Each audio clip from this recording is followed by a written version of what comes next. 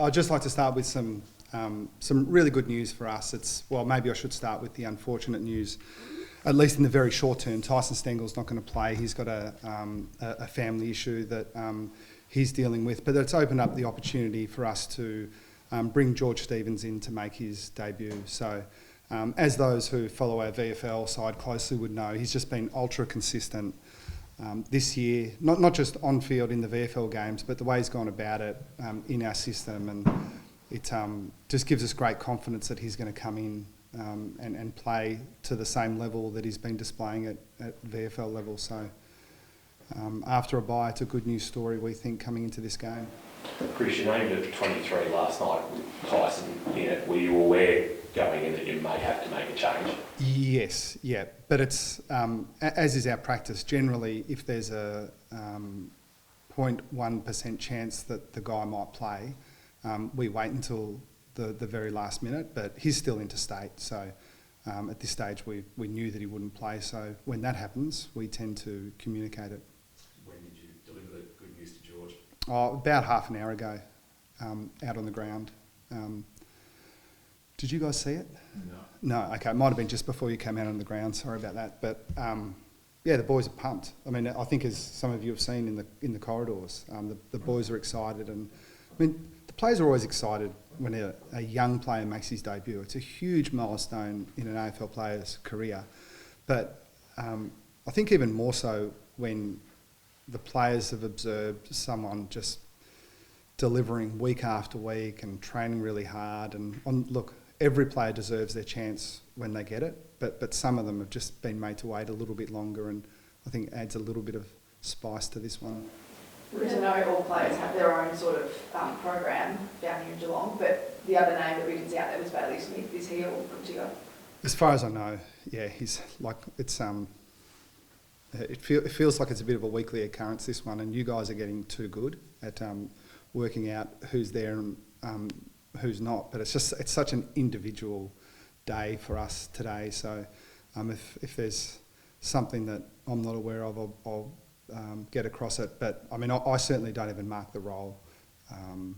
That what you saw of me out there was the extent of my involvement, which was standing there doing nothing. So yeah, I'm not quite across it. Was there anyone else not out there, Mac?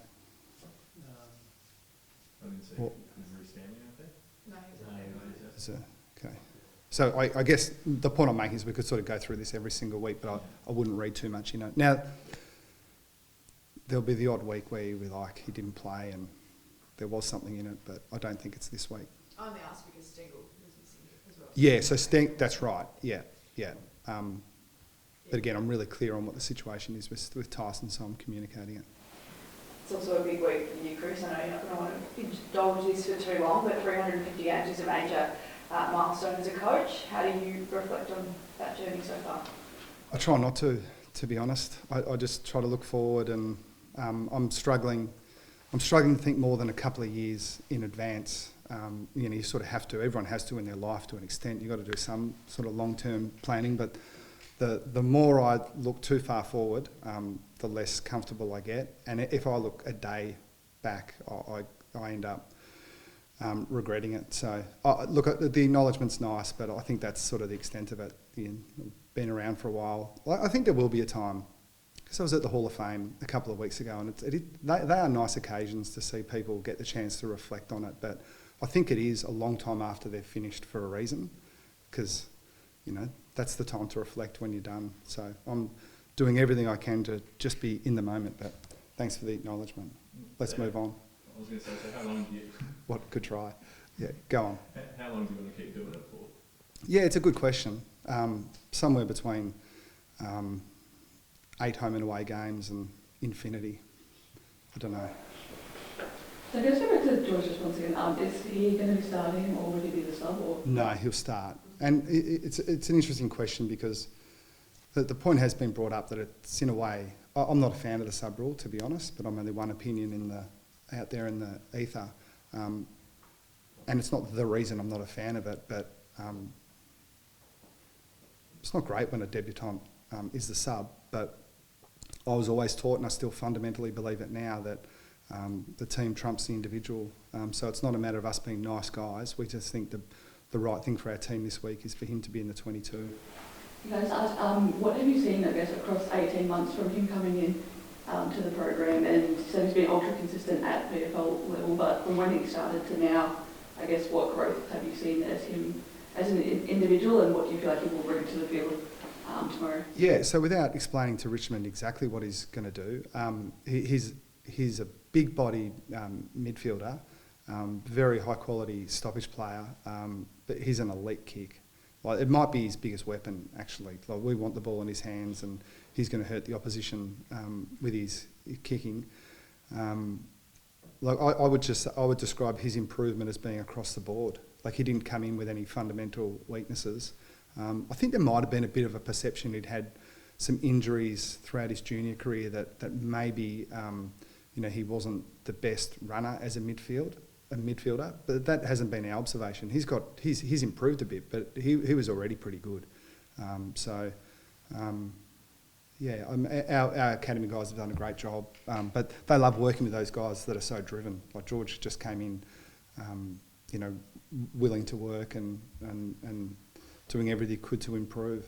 And I guess if I elaborate a little bit more, and King has asked the question repeatedly, he can play other positions, but his strength is as an inside midfielder. It's a bit like young ruckman. There's one spot in the team for those guys. So that's maybe the reason that he's been held back a little bit, because we want to play him in his preferred position, and there aren't many of those in the team. You said you weren't happy with the sub rule, and are you happy with the amount of fines that are being handed out to players for umpire contact lately? Well, I mean, look, I don't agree with fines full stop for anything. I don't really believe in the punitive approach to justice full stop. Even suspensions in my mind are a bit of a nonsense. Like, who does it actually help? It helps that team's upcoming opposition. Like, should we be the beneficiary of Tom Lynch missing this week? That doesn't make any sense to me. But I understand that there needs to be some deterrent out there. You can't just make it open slather. So it's not as simple as I make it out to be.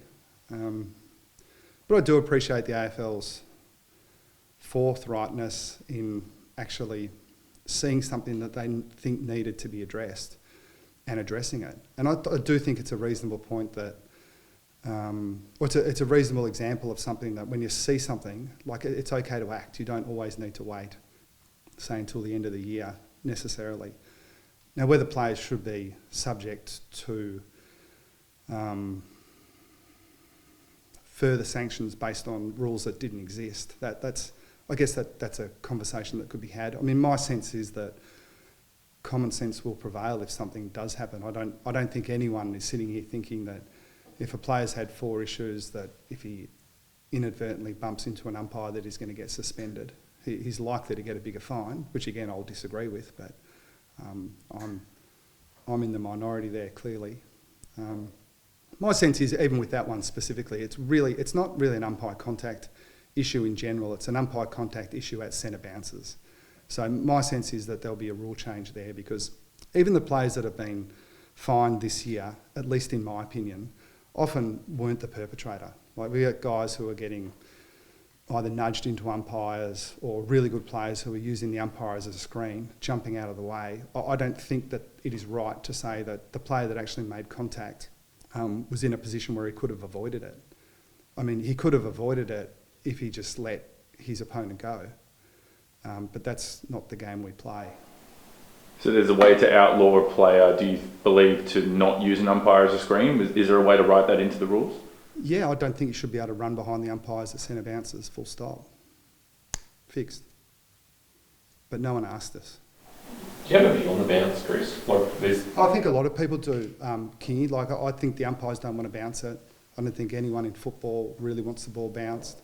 There are some traditionalists in high places who do want it, and that they tend to get their way on these things. So my guess is, and it's a guess, that we'll end up bouncing the ball for the opening bounce of the game, and that'll be it. And then if you can't run behind the umpires at centre bounces, umpire contact will be greatly reduced. But we had a situation where an umpire elbowed a player in the face at a centre bounce last week. He didn't get fined. I don't think, did he? No. Because I suppose the flip side to that is that if the umpire gets a player in the wrong spot, you might end up with a player with a concussion going into a protocol potentially as well. Yeah, now I think a lot of this stuff goes in the category of stuff happens, and we've all got an obligation to mitigate dangerous situations. But it's interesting the AFL have been so forthright and so clear on this issue. With 8 weeks to go, it's noteworthy. But I think their point would be, and my sense is that it's a very valid point, that this is a trend that's been accelerating, and when you see that, you should intervene. I completely support that. Now, how they've done it, you can debate that, but we actually haven't spent any time on it, and it might be better for us because I think we have a few players who have had one issue. We don't have anyone with 4. Maybe we'd feel a bit different. So, don't know. Any more fine stuff? I love these conversations. So boring. Did you get fined often when you played? Not by the AFL, I don't think. Brad said his tribunal record was clean the other day. Was yours as well? Cleaner than you'd think. Well, can Guthrie play VFL on Sunday, Chris? Probably. Yeah, is my best guess. But he's got a. So we're looking at 8 weeks to go in the home and away season. But we're quite bullish on what his. I guess I don't want to call it the probability of working his way back into the VFL team. What I'm bullish on is that if he gets an uninterrupted run, there's no reason why he can't play at a similar level to his best at AFL footy. He's done a lot of work. I think he's going to have little hiccups along the way, which he's sort of already had with his VFL return, but the way he's moving at training reminds me a bit more of the Cam Guthrie I knew. So, yeah, I'm pretty positive on that, obviously without any guarantees. The run home, some people say got a fairly soft fixture. Do you have a take on that, or just how you just approach the run into hopefully finals?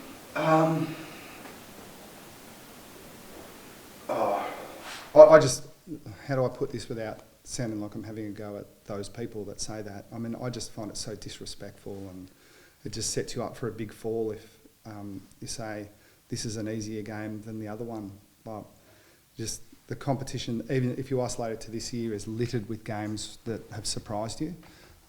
Even for a lot of the game last night, you sort of look and you think, are these, two of the really good teams in the comp? And then you look at the ladder and you think that makes no sense. But it's a positive position to be in that I think with the exception of Brisbane, I think we've beaten the teams sort of in the top 8 to a large extent.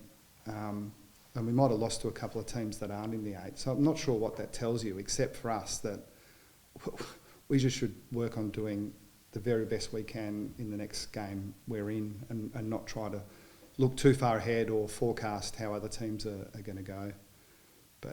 But I think maybe if we're good enough, maybe in 7 or 8 weeks we'll sort of have that conversation with the benefit of hindsight and feel a bit clearer about it. But at the moment, the more I think about what a game's going to be like in 6 weeks, the more confused I get because I just find it so hard to forecast.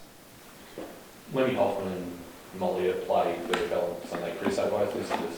Yeah, we were very hopeful that they would play, and after training today, that looks certain, as certain as we can be. You're starting to get some real good health. I think you used the term rude health about a month ago in terms of, I know things are never as good as they seem and never as bad as they seem, but to get to this point of the year and only have 3 or 4 on your injury list is a position I know can change, but is a good position to launch from as well. Yeah, and the best pointer for us is the numbers we have out on the training track, and that's starting to look really good. I mean, I shouldn't have said that because that, famous last words sort of stuff, but there's so much good work that goes into it. I'm hesitant to refer to luck, but there is luck as well, let's be honest. And if even with the timing of these things, if you have a spate of injuries, there's a bad time to have them, and then there's a really bad time to have them. And if we can get healthier coming towards the end of the season, I think that's going to be a positive. Now, the guys you referenced, they are more development players and, have a little way to go. But, they've done enough to excite us on the training track.